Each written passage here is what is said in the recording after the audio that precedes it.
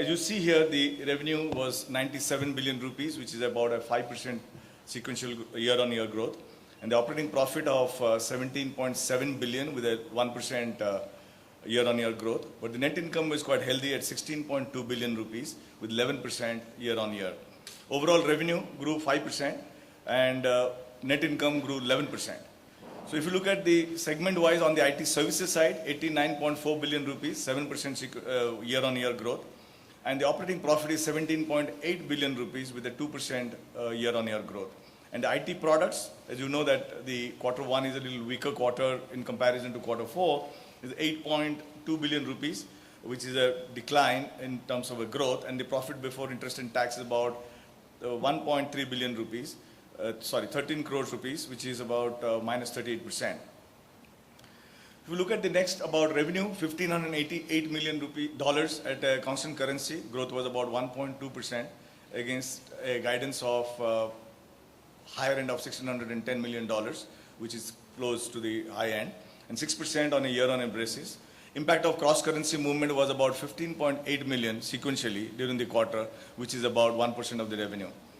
Operating margins in a narrow range, the impact of salary increase, investment in sales and marketing, and decrease in offshore mix has been partially mitigated through currency benefits, resulting in margin decline of about 20 basis points. Voluntary attrition on a trailing 12-month basis dropped 50 basis points to 13.2%, and voluntary attrition on a quarterly annualized basis was about 13%. The pricing environment largely was stable during the quarter, and the growth was largely volume-led. Annual wage hike effective June 1 was about 6 to 8% offshore and 2 to 3% on-site. So if you look at overall the vertical performance-wise, energy and utilities grew well with 5% sequentially at constant currency, and finance solutions grew 1.7% sequentially on constant currency. Healthcare, life science and services declined by 1.7% in constant currency, impacted by the softness in India business. But if you were to take out the India business, it has grown about 3.8% sequentially. So manufacturing and high-tech was flat sequentially in constant currency and also impacted by the India business. On the geographies, if you see, America declined sequentially by about 0.6% in constant currency. A lot of growth in our large American companies have come through our emerging market geos and hence reported there, because some of the growth that you are seeing in the APAC are also coming from the American customers, but the classification is on the basis of whom we invoice. So emerging markets continue to show strong growth, clocking a year-on-year growth of about 19.2% in constant currency. India and Middle East grew year-on-year 9.3% in constant currency, and Europe grew about 8.4% in constant currency.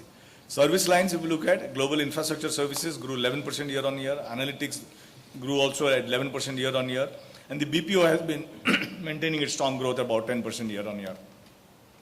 First time we are giving, earlier we used to give the non-IT and the IT business in the segment report, since this is a pure play IT company now. So we are giving the vertical strategic business unit like financial services, manufacturing and high-tech, energy, natural resources and utilities, retail, transportation, RCTG. Looking ahead for the quarter ended 30th September, we expect revenue from our IT services business to be in the range of $1,620 to $1,650 million. You have the supplemental data for whoever is interested can look at it.